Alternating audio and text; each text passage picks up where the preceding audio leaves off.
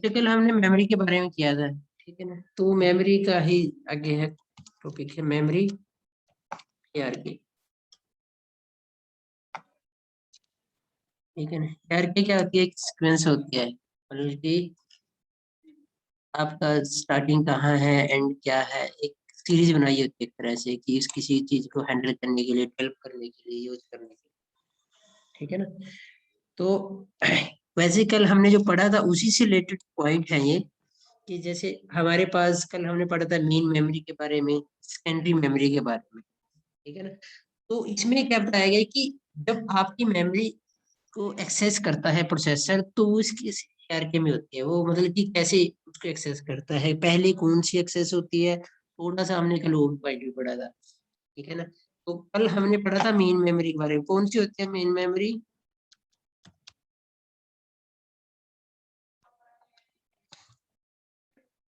RAM, है ना। तो रैम क्या है कि ऐसे रोम भी इसी का पार्ट होती है, और वर्चुअल मेमोरी पढ़ा था हमने, है ना। ये क्या है? डायरेक्टली एक्सेस है, कम्युनिकेट, मतलब इनका डायरेक्टली है विद सीपीयू, यानी कि ये पहले नंबर पे आती है, ठीक है ना। अगर हम एक हायरार्की की बात करें कि हमारा सीपीयू प्रोसेसर कैसे मेमोरी को एक्सेस करता है, तो वो सबसे पहले आपकी मेन मेमोरी को एक्सेस करता है। मेन मेमोरी को होती है that is directly connected with CPU, है ना। आपके सीपीयू से डायरेक्टली कनेक्टेड है, यानी कि सीपीयू जो इसमें डाटा होता है उससे आप, मतलब कि ये ऐसा नहीं है कि ये उसी के अंदर कनेक्ट है या कैसे है। इसका कहने का मतलब है कि आपने जो मेन मेमोरी के अंदर डाटा है वो डायरेक्टली सीपीयू एक्सेस कर लेता है, उसमें यूजर का कोई इंटरफेस नहीं होता कि, ठीक है ना। जैसे सेकेंडरी वाला डाटा होता है, तो वो क्या होता है, एक तरह से बैकअप के लिए होता है, वो यूजर के पे डिपेंड करता है कि जब जैसे यूजर की प्रोसेसिंग होती है, जैसे आपने हार्ड डिस्क में से एक ड्राइव में से अपना डाटा की फाइल ओपन की, तो उसमें आपकी एक्टिविटी आ जाती है बीच में, ठीक है ना। तो क्या होता है कि तभी आप तभी उस पर प्रोसेसर प्रोसेसिंग करता है, ठीक है ना। और जो मेन मेमोरी है, रैम, उसमें हमारे यूजर का कोई रोल नहीं होता, क्योंकि ऑलरेडी डाटा है ही उसके अंदर, रैम के अंदर सीपीयू को डाटा मिल गया प्रोसेस करने के लिए, ठीक है ना। तो ये सबसे पहले पॉइंट पे आता है, और जो सेकेंडरी वाला होता है वो आपका सेकंड पे आता है, यानी कि उससे डाटा पहले क्या होता है कि डाटा हमारा जो एक्सेस होता है वो किससे होता है? रैम से, ठीक है ना, या मेन मेमोरी आप उसको कह सकते हो। तो क्या होता है कि जो हम मेन मेमोरी डायरेक्टली कनेक्टेड है सीपीयू से, तो उसका डाटा मतलब कि पहले एक्सेस होता है, फिर बाद में अगर हम किसी फाइल को ओपन करते हैं फिर उस पर प्रोसेसर प्रोसेसिंग करता है, ठीक है ना। तो वो किसके थ्रू होता है? इसमें जो डाटा, आप इसको शॉर्ट फॉर्म में लिख सकते हो, इनपुट आउटपुट प्रोसेसर। ये हमने इनपुट आउटपुट डिवाइस का यूज किया है। जैसे आपने मान लो प्रिंट लेने के लिए कमांड दी है, तो उसमें दो डिवाइसों का यूज हो गया, एक आपने इनपुट दी है ना, जो फाइल है, एक आउटपुट डिवाइस यूज हो रहा है। तो जब आपने वो कमांड दे दी है तब उसमें प्रोसेसिंग होती है, अदरवाइज तो वो डॉक्यूमेंट आपकी सेकेंडरी मेमोरी में है ना। सेकेंडरी मेमोरी में है तो उस पर तो प्रोसेसर प्रोसेसिंग करता ही नहीं है, उसको उसको पता ही नहीं है कि ये कोई ऐसी फाइल है जिसका मुझे प्रिंट आउट लेना है। बट जब वो प्रोसेसिंग होने के बाद वो रैम के अंदर आ जाती है, फिर उस पे प्रोसेसिंग होती है, ठीक है ना। एक हमने कल भी पढ़ा था, दोबारा बता देता हूँ, कैश मेमोरी का। कैश मेमोरी में भी हमारा डाटा क्या है, एक तरह से अगर हम बात करें, सबसे पहले जो कनेक्टेड होती है मेमोरी, वो डायरेक्टली कैश ही होती है, वो मेन मेमोरी से पहले भी कह सकते हो आप, ठीक है ना। क्योंकि जो कैश मेमोरी होती है ना, वो डायरेक्ट हमारे जो प्रोसेसर है उसके अंदर होती है वो, ठीक है। तो कुछ पार्ट प्रोसेसर क्या करता है, कैश मेमोरी से एक्सेस करता है। जैसे आप कोई सर्चिंग करते हो, जैसे गूगल का एग्जांपल ले लो, आप बार बार सर्च करते हैं तो वो ऑटोमेटिकली लाइन शो, वो वर्ड या जो आपने सर्च किया था ऑटोमेटिकली शो होता है हमारे वहां पर, है ना, सर्च इंजन पे। तो वो कहाँ से आता है? कैश मेमोरी से, कि वो पर्टिकुलर उन वर्डों को जो फ्रिक्वेंटली यूज होते हैं स्टोर कर लेता है, ताकि बार बार उसको प्रोसेसिंग करने के लिए मेमोरी का डाटा को एक्सेस न करना पड़े। तो उसकी हेल्प से वो डाटा पे प्रोसेसिंग करता है, तो फास्ट हो जाती है। उसका मतलब है कि स्पीड फास्ट करने के लिए कैश मेमोरी यूज की जाती है। तो जितनी ज्यादा कैश मेमोरी आपके सिस्टम में होती है, उतनी उसकी स्पीड अच्छी होती है। ठीक है ना? जैसे सर्वर है, सर्वर को प्रोसेसिंग के लिए बहुत ज्यादा डाटा की जरूरत होती है, उस पर नंबर ऑफ रिक्वेस्ट बहुत ज्यादा आती रहती है, तो उसमें कैश मेमोरी ज्यादा यूज की जाती है। जो हमारे नॉर्मल पीसी होते हैं उसमें कैश मेमोरी का इतना ज्यादा रोल नहीं होता। ठीक है ना? क्योंकि हम लोकल काम करते हैं, हमारे पीसी पे कोई अलग से रिक्वेस्ट नहीं आती, जिनको हमारा पीसी सर्विस प्रोवाइड करता है। ठीक है ना? सर्वर का काम होता है सर्विस प्रोवाइड करना, हम उसके क्लाइंट है, हम उसकी सर्विस का यूज करते हैं। तो वहां पर कैश मेमोरी बड़ा मैटर करती है। जितनी अच्छी कैश मेमोरी रखी जाएगी सर्वर पे, उतनी ही अच्छी हमारी प्रोसेसिंग स्पीड बढ़ जाएगी। ठीक है ना? अच्छा, इसको एक्सिलरी मेमोरी बोलते हैं। एक पॉइंट याद रखना, क्या बोलते हैं इसको? या सेकेंडरी बोलो या एक्सिलरी मेमोरी। ये होती क्या है में? Hard disk. है ना? अब बात आती है जो हमने कल भी पढ़ा था, एक पोस्ट पढ़ा था,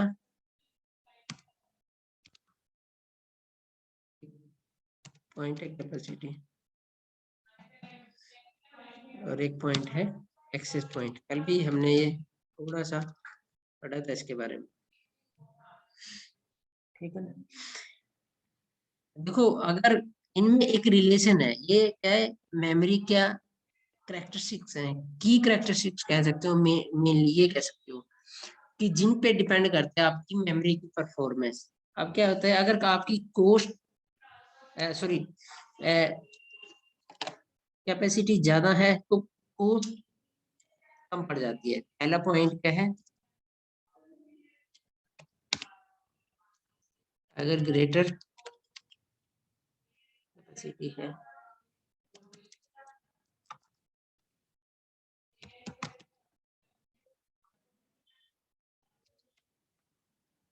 मतलब कोस्ट पर बिट।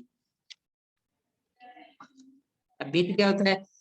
हमारा जो वर्ड होता है ना, वो नंबर ऑफ बिट से बनता है। ठीक है ना? ये भी बताऊंगा मैं आपको कि जो आपके वर्ड बनते हैं उनमें कितने नंबर ऑफ बिट्स हो सकते हैं, वो आपके प्रोसेसर पे डिपेंड करता है, वो अभी बाद में डिस्कस करेंगे। देखो, अगर आपके मेमोरी की कैपेसिटी ज्यादा है तो जो कॉस्ट है पर बिट वो कम पड़ जाती है। ठीक है ना? अगर कैपेसिटी ग्रेटर है तो एक्सेस टाइम ज्यादा हो जाता है, मतलब फास्ट होता है।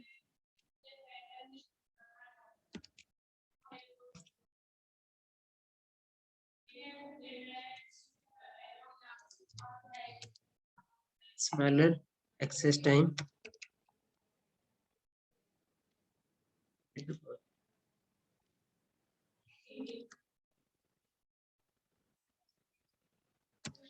देखो बच्चे, इनको आप ना दूसरे हिसाब से समझो कि अगर हम कोई काम, एक मिनट बच्चे, दोबारा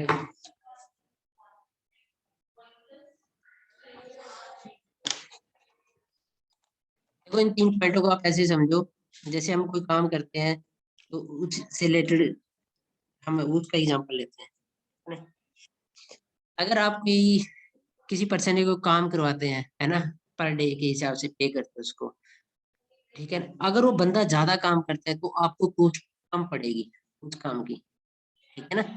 तो वैसे ही अगर आपका जो कैपेसिटी ज्यादा है मेमोरी की, तो कॉस्ट यानी कि हर बिट को एक्सेस करने में वो टाइम कम लेगा, या जो रिसोर्स प्रोवाइड किए जाते हैं उनको वो कम होते हैं।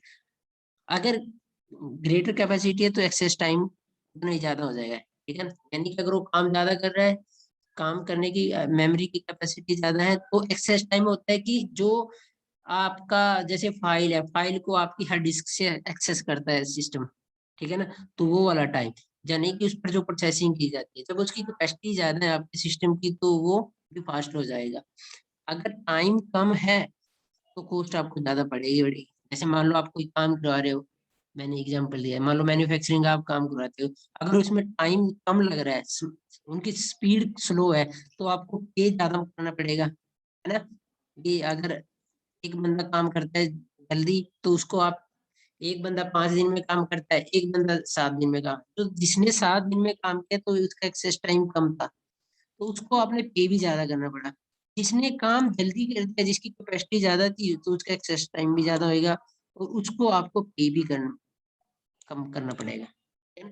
तो ये तीनों चीजें एक दूसरे से रिलेटेड है कि किसका किस पर क्या इफेक्ट आता है। यानी कि हमने ये फाइंड आउट करना है कि जब हमारे सिस्टम पर प्रोसेसिंग की जाती है, तो उसका एक्सेस टाइम कैसे होता है, उसकी कैपेसिटी कैसे निकाली जाती है, या कॉस्ट कैसे पड़ती है, ठीक है ना। तो अगर हम, एक पॉइंट हो रहा है, रजिस्टर बोलते हैं, रजिस्टर हमारे किस में लगे होते हैं, सीपीयू के अंदर, प्रोसेसर के अंदर, ठीक है ना।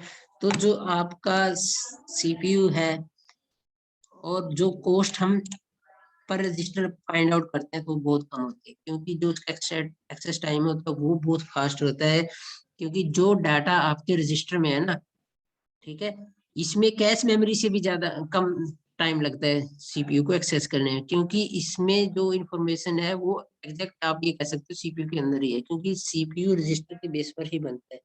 तो जो इंफॉर्मेशन रजिस्टर के अंदर होएगी, उसका एक्सेस टाइम बहुत फास्ट होगा, कॉस्ट बहुत ही कम होएगी, ठीक है ना। तो सबसे कम कॉस्ट आप ये कह सकते हो, हम किसको पे करते हैं, अपने सीपीयू के अकॉर्डिंग। गौतम ये मत करो आप।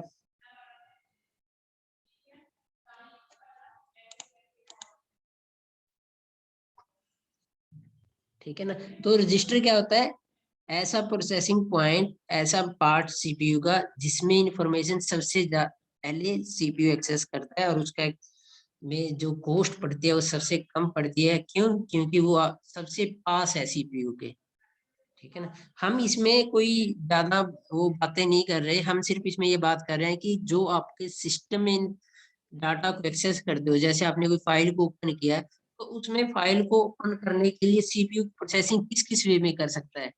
वो या तो फाइल आपकी मेन मेमोरी में हो सकती है, या सेकेंडरी मेमोरी में हो सकती है। जब वो मेन में के अलावा पोर्शन ऐसे भी होते हैं कि उसका कुछ पार्ट किसी और में भी होता है, जैसे मैंने कैश मेमोरी बोला, ठीक है ना, या रजिस्टर बोला।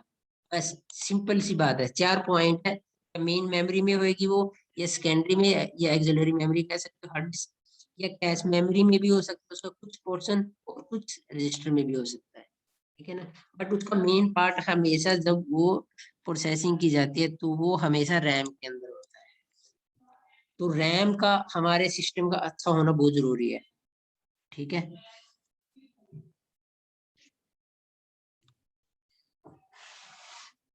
तो ये आप इसकी मेमोरी की, हम अगर हायरार्की बनाए, तो सबसे पहले रजिस्टर आता है, दूसरे नंबर पे कैश मेमोरी आती है, तीसरे पे प्राइमरी आती है, पे सेकेंडरी आती है। यानी कि आपका सीपीयू ऐसे एक्सेस करता है डाटा को, सबसे पहले वो रजिस्टर के अंदर देखता है, जो हायरार्की मैंने लिखा ना, मेमोरी हायरार्की, कि हमारा जो डाटा को एक्सेस करता है सीपीयू, वो इसका हायरार्की है, इसकी एक्सपीरियंस है कि सीपीयू पहले कैसे सर्च करता है। सबसे पहले वो रजिस्टर के अंदर देखता है, फिर कैश मेमोरी के अंदर देखता है, फिर प्राइमरी मेमोरी के अंदर देखता है, और फिर सेकेंडरी के अंदर देखता है। अगर इनमें भी वो फाइल या फोल्डर जिसको आप एक्सेस करते हो नहीं है, तो प्रोसेसर उस पर प्रोसेसिंग नहीं कर सकता, ठीक है ना। वो कहीं ना कहीं हमारे सिस्टम में होनी चाहिए, वो चारों में से किसी में भी हो सकता है। तो इसमें बहुत कम पार्ट होता है एक फाइल का या डाटा का कह सकते हो, उससे थोड़ा सा ज्यादा इसमें होता है। और जो कुछ जो ज्यादा पार्ट होता है वो इसमें होता है, और वो टोटली फाइल इसमें होती है, अगर आपने उसको सेव किया हुआ है। कंडीशन है ये, अगर सेव नहीं किया, तो फिर सारा पार्ट यहाँ पर होएगा प्राइमरी मेमोरी के अंदर।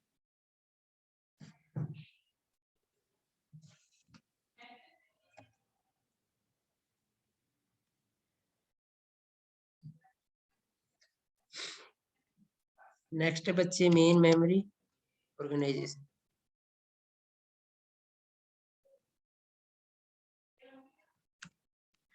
हम मेमोरी को कैसे ऑर्गेनाइज कर सकते हैं, उसको कैसे हैंडल कर सकते हैं, या उसको कैसे बनाया गया, कैसे डेवलप किया गया है, ठीक है ना। तो पार्ट्स हम सिर्फ मेमोरी के बारे में ही कर रहे हैं। तो सबसे पहले हम रैम की बात करते हैं।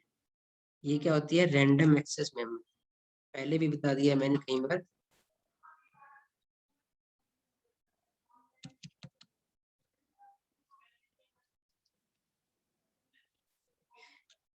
इसको एक चीज और बोलते हैं, इसका नेम होता है वो वोलाटाइल। अब इसको वोलाटाइल क्यों बोलते हैं? वोलाटाइल वो पॉइंट होता है, वो प्रोसेस होता है जिसको आप इनपुट दोगे तो आउटपुट मिलेगी, ठीक है ना। जैसे मैंने टैब चलाई है, तो टैब मैं चलाऊंगा तभी उससे पानी आएगा। अगर मैंने टैब बंद कर दिया तो पानी बंद हो जाएगा, है ना। तो वैसे ही ये रैम क्या है? एक वोलेटाइल मेमोरी है जिसके अंदर डाटा तब रहता है जब आप कंप्यूटर को चलाते हो। इसलिए इसको वोलेटाइल बोलते हैं। वोलेटाइल का मीनिंग होता है इनपुट दो आउटपुट लो। इनपुट खत्म तो आउटपुट भी खत्म, ठीक है। तो हम इसलिए इसको वोलाटाइल बोला जाता है। इसका नेचर कैसा होता है? वोलाटाइल, ठीक है ना। और इसमें जो डाटा स्टोर होता है वो हमेशा टेम्परेरी फॉर्म में होता है। डाटा जो स्टोर करेगा किसके फॉर्म में करेगा? टेम्परेरी में। इसका नेचर कैसे होता है? वोलेटाइल, ठीक है ना। और हर एक कंप्यूटर की एक रैम होती है। बिना रैम के कोई कंप्यूटर काम नहीं करता, चाहे वो कंप्यूटर है चाहे लैपटॉप है, ठीक है ना। और इसको एक नाम से और बोलते हैं, इसकी रीड एंड राइट को सपोर्ट करती है। रीड एंड राइट का मतलब क्या है? कि आप इसमें डाटा रीड भी कर सकते हो, आप इसमें डाटा राइट भी कर सकते हो। तो यानी कि ये दोनों टाइप को सपोर्ट करता है। आपने डाटा रीड करना है तो भी आप रीड कर सकते हो। डाटा आप किसी फाइल में राइट करोगे तो with help of RAM you can write the data in that file, ठीक है ना। तो आप उसमें डाटा को राइट भी कर सकते हो। तो इसकी कॉस्ट भी होती है, जैसे जैसे आप इसका साइज, या कह सकते हो बोलते हैं ना, जैसे ये कितनी जीबी की आपकी रैम है ना, 1 GB की है, 2 GB की है। तो उसकी कॉस्ट विद जीबी या साइज आप कह सकते हो बढ़ती रहती है। तो उसमें जो यूज किए जाते हैं सेमीकंडक्टर के बेस पर इसको डेवलप किया जाता है, ये भी याद रखना। सेमीकंडक्टर यूज किए जाते हैं इसके अंदर, इसको बनाने के लिए, रैम को बनाने के लिए। जितने ज्यादा आपकी कैपेसिटी होगी काम करने की रैम की, उतनी ज्यादा उसकी कॉस्ट बढ़ती जाएगी, उतने ही जो सेमीकंडक्टर है उसकी प्रोसेसिंग ज्यादा होती जाएगी, ठीक है ना। अब ये किसी में भी हो सकती है, इसका साइज मेगाबाइट भी हो सकता है। ये भी याद याद रखनी है आपने, मेगाबाइट्स जिसको हम एमबी में बोलते हैं। एमबी लिखते हैं तो यानी कि मेगाबाइट हो गया। अगर गीगाबाइट लिखा हो तो कुछ कम जीबी में लिखते हैं। तो अगर आपके 1024 MB है तो वो आपका कुल 1 GB बन गया। यानी कि 1 GB में 1024 होते हैं, ठीक है ना।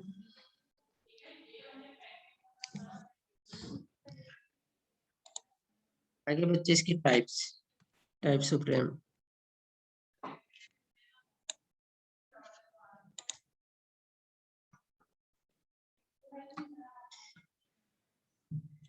रैम टू टाइप्स की हो सकती है, या तो स्टैटिक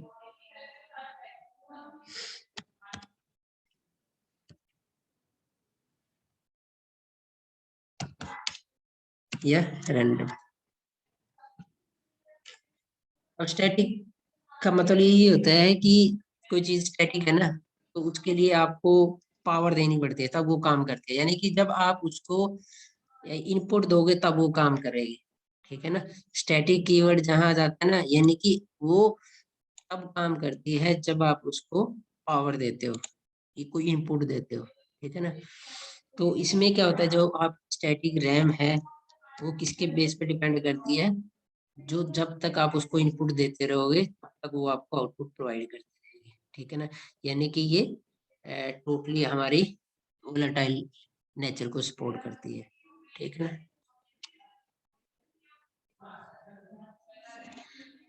अब रैंडम होती तो रैम है, बट इसमें क्या होता है, इसका नेचर में थोड़ा सा डिफरेंस है। डिफरेंस क्या है, ये ऑटोमेटिकली रिफ्रेश होती रहती है अपने आप एक टाइम पीरियड के बाद, ठीक है ना। तो इसमें कुछ टाइम बाद आपका डाटा लॉस हो सकता है, मान लो चाहिए चल रही है, सपोर्ट कर रही है, बट क्या होता है जब ये रिफ्रेश होती है तो इसमें जो इन्फॉर्मेशन होती है वो इरेज हो जाती है। तो हम नहीं चाहते कि ये बार बार ऑन होती रहे या रिफ्रेश होती रहे और हमारा डाटा है उसका लॉस होता रहे, है ना। तो हम स्टैटिक को फॉलो करते हैं कि ताकि जब हमने इसको इनपुट दी हुई है, पावर प्रोवाइड की हुई है, तो वो चलता रहेगा, तो हमारी डाटा एटलीस्ट उसके अंदर रहेगा, ठीक है ना। ये वोलाटाइल थी। एक नॉन वोलाटाइल भी होती है, बोलते हैं हम रोम। पहले मैंने एक दिन जब आप क्लास में आए तो भी बताया था, रीड ओनली,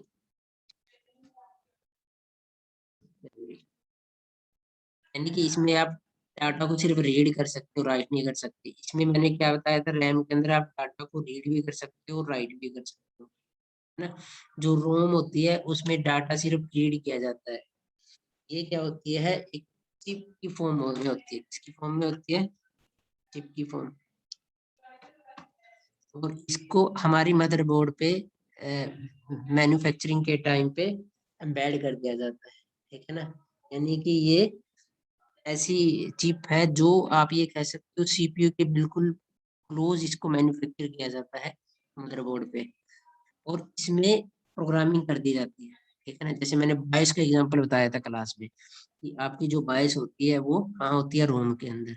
तो आप उसको सिर्फ देख सकते हो, बाइस के अंदर इंफॉर्मेशन होती है जो रीड रीड कर सकते हो, चेंज नहीं कर सकते उसको।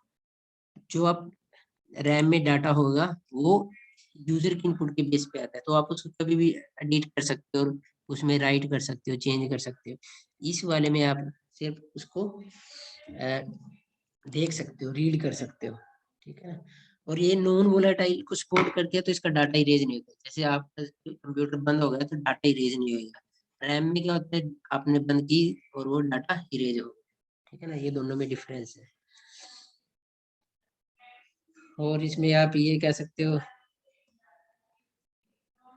रोम ऐसी चिप या ऐसा डिवाइस है जो सिर्फ कंप्यूटर को सपोर्ट नहीं करता, दूसरी डिवाइसों को भी सपोर्ट करता है, जैसे एंड्रॉइड फोन हो गया या कोई और, जैसे टैब होती है ये वो करके, ठीक है ना।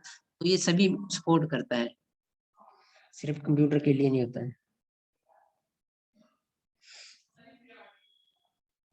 इसमें हमारे को ये भी अथॉरिटी नहीं है कि हम डाटा को सिलेक्ट करें या उसमें डाटा को स्टोर कर पाए। हम उसमें कोई डाटा स्टोर नहीं कर सकते, ठीक है ना। तो उसके लिए क्या होता है, मतलब ये सपोर्ट नहीं करता।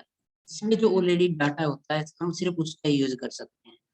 आप कभी अपने पीसी पे चेक करना है बायोस, तो उसमें आपके कंप्यूटर के बारे में सारी इंफॉर्मेशन मिलेगी, मैन्युफैक्चरिंग कब हुई थी, सीपीयू कौन सा है, कितनी रैम लगी हुई है, टाइम क्या है, टेम्परेचर क्या है, इस टाइप से सारी इंफॉर्मेशन प्रोवाइड करता है।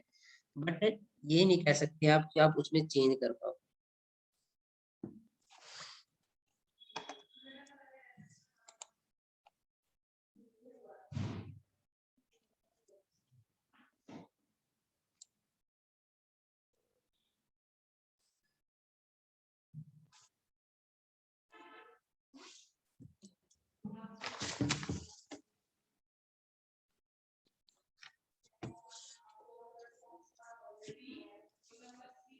पहले बच्चे बीएससी वाले अटेंडेंस दो अपनी। रोल नंबर 14 आया है, बीएससी का 10 है। ये अनमोल आपका तो 9 है ना।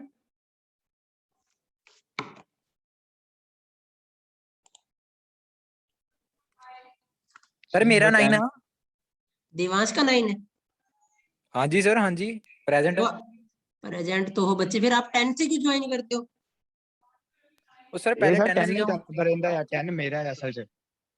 तो बच्चे जिसका 9 है वो 9 से ज्वाइन क्या करो ना। चलो वो वैसे उसमें नेम आ जाते हैं जब हम ऑनलाइन अटेंडेंस लगाते हैं, फिर आप भी जी ट्राई सर। करो ना अपने हिसाब से। बीएससी का ये हिमांशु आपका 187 है। Yes sir. 187 कहाँ से आ गया यार बीएससी में? नहीं सर 87। अरे बीएससी में तो 20-22 ही बच्चे हैं यार। कीर्तन का सर जो नंबर है, मैं देख के बताऊंगा यार आप। हिमांशु है ना आपका नाम? हाँ जी। सचिन आया है 5 रोल नंबर। 7 आया है। सर 14 ही प्रेजेंट है। 14 का हो गया बच्चे। Sir roll number 5 present. क्या roll number? Sir roll number 5 5 का हो गया बच्चे। बीएससी वाले लीव कर जाओ बच्चे सारे। बीएससी वालों की होगी attendance. Okay sir. Sir roll number 4 भी प्रेजेंट। 4 की होगी बेटा, होगी। Sir 13 BSc. सचिन है, सचिन। 13? हाँ जी बीएससी का 13। अच्छा तो आप बीएससी अरविंद। ठीक है। हाँ जी अरविंद।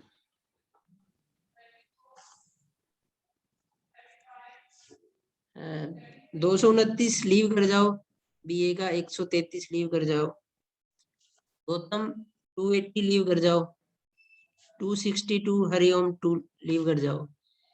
बीएससी का 7 है बच्चे, आप भी लीव कर जाओ। सौरभ,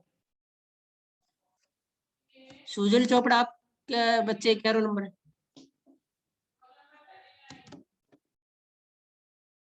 हाँ जी बच्चे बोलो।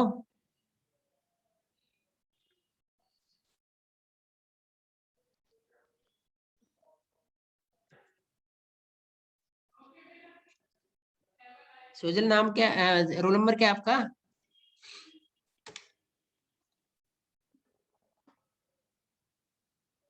चलो बच्चे अगर नहीं बताना तो आपके एब्सेंट लग जाएगी।